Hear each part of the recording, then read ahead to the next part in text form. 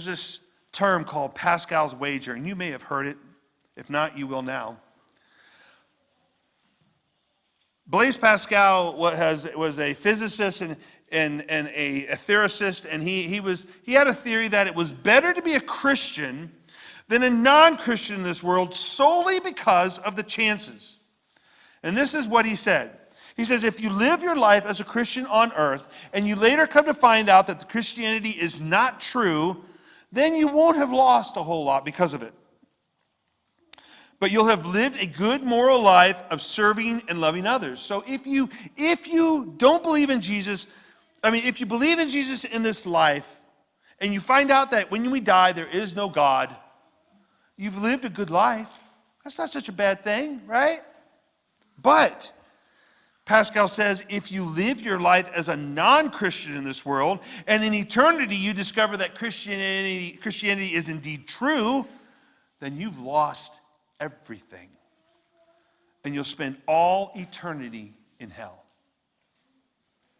So when you play the chances, it's worth it. It's a lot wiser to be a Christian. That's what Blaise Pascal said. The Apostle Paul would disagree with Pascal. See, what Pascal said would be the case if all that living a Christian life involved was living a nice, decent life of loving and serving others. Doesn't that sound like what Christianity should be, right? Shouldn't we just be living nice, quiet Christian lives where we love everybody and it's a good life? That's what we're taught. And that's probably a way a majority of people who call themselves Christian live. But that's not the kind of Christianity that the Bible says we're supposed to be living. Biblical Christianity is about laying down your life in radical, sacrificial, risk-taking obedience to Christ. It's about spreading the gospel, embracing suffering, going to the hard places, going to the needy places, going to the dangerous places among dangerous people, forsaking all your possessions, sacrificing your comforts, and taking risk in radical faith, and all that only makes sense if the resurrection is true.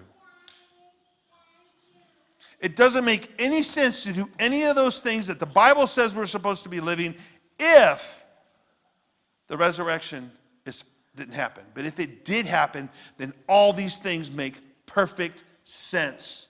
The disciples, that's what they did. They lived radical, risk-taking, self-sacrificial lives, dying, all of them, every single apostle, short of John, but John was boiled in oil. But he didn't die. Every single one of them died proclaiming that Jesus had resurrected from the dead.